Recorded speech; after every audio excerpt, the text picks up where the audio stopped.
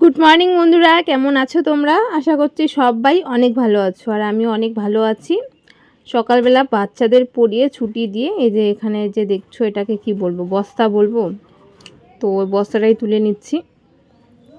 আর এটা অনেকটা বড়, তো ভাঁজ করেই পড়ানো হয়, ভাঁজ করেই পাতানো হয়। তো যখন আর কি বেশি বাচ্চা কাচ্চা হয় তখন অনেকটা বড় করা হয়। তারপরে এই যে এখানে কাপড়টা কেচে নিচ্ছি।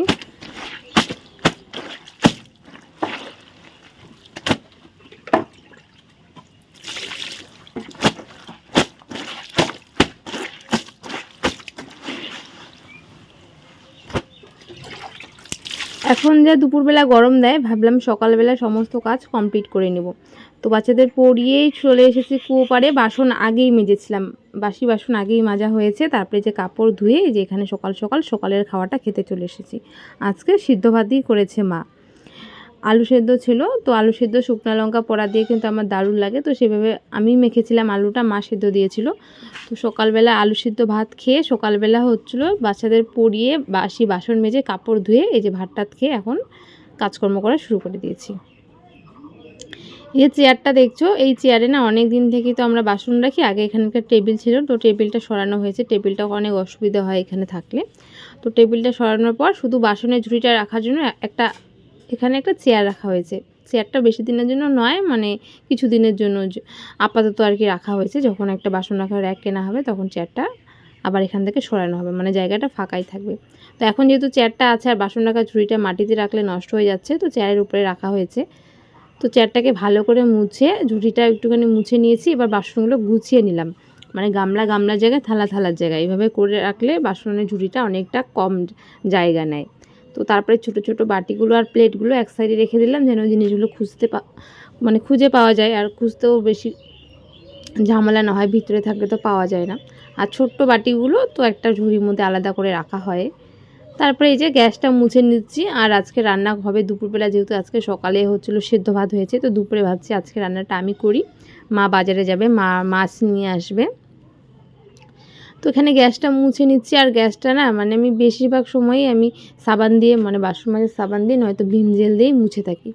তো গ্যাসটাকে ভালো করে মুছে ধুয়ে পরিষ্কার করে রান্নাঘরটা গুছিয়ে তারপরে রান্নাঘরটা মুছে এই যে শোয়ার ঘরটা মুছতে চলে এসেছি। রোজ ঘর মুছতে হয়, মানে রোজ ঘর না মুছলে অনেকটা ধুলো হয়। তো ভাবছিলাম একদিন গোবর নিয়ে আসবো, মানে গোবর ছাড়া ঘর মুছলে না বেশি ধুলো হয়।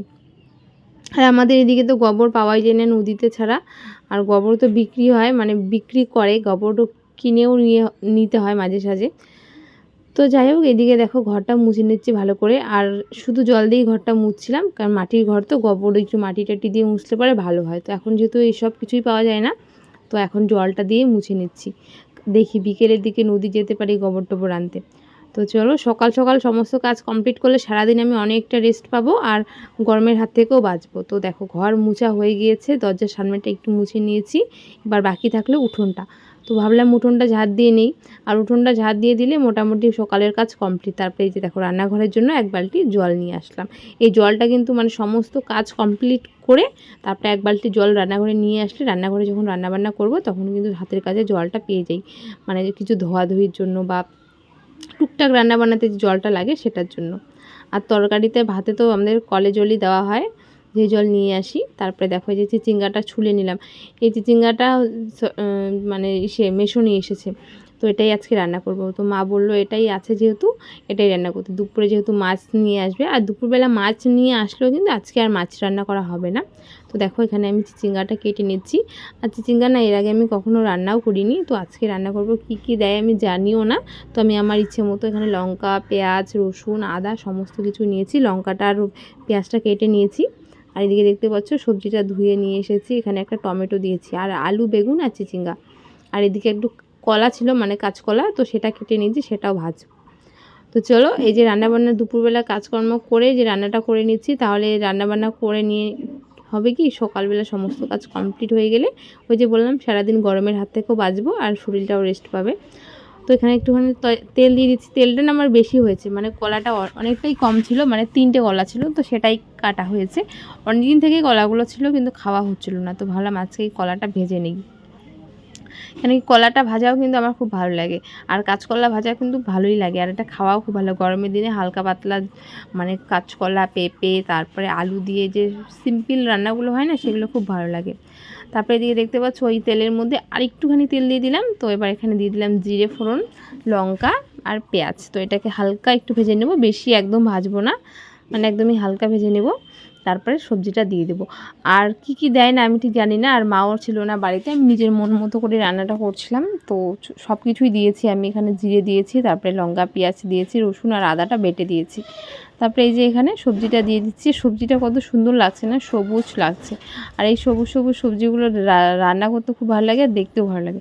যদিও বা পরে সবুজ থাকবে না, এখন যেহেতু কাঁচা কাঁচা আছে তাই সবুজ লাগছে। তো একটুখানি বেগুন ছিল, বেগুন দিয়েছি, আর একটা টমেটো দিয়ে দিয়েছি। এবার এটাকে ভালো করে কষাতে হবে। তার আগে এখানে দিয়ে দেবো আমি লবণ, পরিমাণ মতো লবণটা দিলে কি তাড়াতাড়ি লবণটা দিলে সবজিটা অনেক কমে আসে। তারপরে দিয়ে দিলাম হলুদ, জিরে বাটা দেইনি, একটা জিরের গুঁড়ো, লঙ্কার গুঁড়ো প্যাকেট কিনে এনেছি, সেটা একটু একটু করে দিয়ে দিলাম। তারপরে দিয়ে দিলাম আদা রসুন। এবার ভালো করে ঘেটে ঘুটে একটা থালা দিয়ে ঢেকে দিব। অনেকটা সময় নিয়ে কষাতে হবে, কেন কি সবজিটা একটু ভালো করে কষিয়ে তারপরে জল দিলে পরে ভালো লাগে, নয়তো কাঁচা কাঁচা করবে। তো চলো ভালো মতো কষানো হয়ে গিয়েছে, আর একটু জলটা মানে আমি একটু সবজিটা ঝোল ঝোল রাখবো। এইভাবেই খেতাম যদি না ডাল টাল থাকতো, যেহেতু ডাল নেই তো ভাবলাম মা বললো একটু ঝোল ঝোল করতে, যেহেতু ডাল নেই আর বাড়িতে বুনু আছে, তো সবাই তো আর সুদা সুদা ভাত খেতে পারে না, মানে শুকনা শুকনা। তো চলো একটুখানি জল দিয়ে দিচ্ছি, আর আমার তরকারিতে তো আলু থাকবেই বেশি বেশি। তো এই যে ভাবছিলাম কতটা জল দেবো না দেবো, আর একটুখানি জল তো আবার টেনেও নেবে সবজিটা, তো একটু বেশি করে জল দিয়ে দিলাম, মানে একটা আন্দাজ করে একটু জলটা দিয়ে দিলাম। আর রান্নাবান্না সমস্ত কিছু কমপ্লিট, মানে এত তাড়াতাড়ি কাজগুলো হয়ে গেল না, ভাবতেই পারলাম না। তারপরে এই যে রান্না টান্না করে এখানে সবজিটা কড়াইয়ের মধ্যে নামিয়ে নিচ্ছি, কড়াইটা মেজে টেজে রেখে দেবো। তো সেরকম আর কিছু রান্নাবান্না করিনি আজকে, এই যে চিচিঙ্গা আলু বেগুন দিয়ে একটা তরকারি করেছি, আর করেছি কাঁচকলা ভাজা। তো চলো সবজিটাকে ভালো করে ঢেকে ঢুকে রেখে দিই। গরম গরম সবজি থালা দিয়ে ঢাকবো না, একটা ঝুড়ি দিয়ে ঢেকে রাখবো, পরে থালা দিয়ে ঢেকে রাখবো। তো হয়ে গেল আমার দুপুরে রান্না, এবার বাকি থাকলো খাওয়া আর স্নান। স্নান এখনও হয়নি, স্নানটা পরে করব। তো দেখো এই যে কাঁচকলা ভাজা হয়েছে, আর ভাতটা মা আগে করেছে, ওই যে সিদ্ধ ভাত করেছিল সেই ভাতই আছে দুপুরে, আমি আর ভাত রান্না করিনি। আর এখানে রয়েছে ওই যে সবজিটা, তো ভালোই হয়েছে, নিজের রান্নার নিজের প্রশংসা করছি। তো সত্যি বলতে ভালোই হয়েছে, খারাপ হয়নি। আর এদিকে মা বাজার থেকে চলে এসেছে, তো মা নিয়ে এসেছে চিংড়ি মাছ আর মাছের মাথা। তো চিংড়ি মাছ আর আলু, তারপরে মিষ্টি কুমড়ো দিয়ে যে ওই যে মেশো মিষ্টি কুমড়ো নিয়ে এসেছে, সেগুলো দিয়ে না মা খুব সুন্দর একটা তরকারি রান্না করে, যার জন্য মা চিংড়ি মাছ নিয়ে এসেছে। আর এখানে ওই যে মাছের মাথা, বড় বড় মাছের মাথাগুলো, পিস মাছের থেকে আমার এইসব মাছ বেশি ভালো লাগে, তো সেই জন্যই মা এগুলো নিয়ে এসেছে। আর এই যে মাছের মাথা তো দেখতে পাচ্ছ, সেখান থেকে একটা বিড়ালকে দিয়ে দিলাম। আর এই যে চিংড়ি মাছগুলো, এগুলো না আমি মানে করতে পারি না, খোসাটা ছাড়াতে পারি না চিংড়ি মাছের। এটা তো বলদা চিংড়ি না, না গলদা চিংড়ি কী বলে সেটা তো না, এটা হচ্ছিলো ছোটো ছোটো চিংড়ি মাছের মধ্যে একটু বড় মাঝারিটা। তো এই চিংড়ি মাছের না অনেক দাম, জানি না কেন। তো এটা তো মাছ না, এটা তো একটা পোকা, যাই হোক। তো সেটাই আমি মানে খোসা আছে একটা, সেটা আমি ছাড়াতে পারছিলাম না, মা দেখিয়ে দিচ্ছিলো, তো সেটাই চেষ্টা করছি, কিন্তু আমাদের হচ্ছিল না।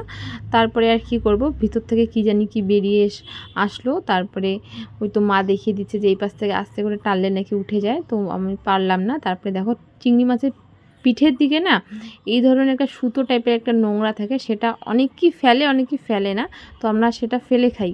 তো সেটা ফেলে খেলে নাকি কিছু হয় না, অনেকে চিংড়ি মাছ খেতে চায় না, ব্যথা ট্যাথা নাকি হয়। তো এই যে জিনিসটা দেখতে পাচ্ছ পিঠের দিকে থাকে, সেটা আস্তে করে কেটে এই যে জিনিসটা বের করলে নাকি কিছু হয় না, তো সেটাই আমরা বের করে খাই।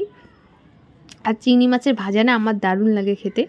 তো যাই হোক চলো, দুপুরবেলা রান্নাবান্না তো হয়ে গেল, খাওয়া দাওয়া কমপ্লিট করে এই যে মাছগুলো যেহেতু মা এনেছে, মা মাছের মাথাগুলো ভেজে দিয়েছে, কেন কি মাছের মাথা আমার ভাজতে খুবই ভয় করে।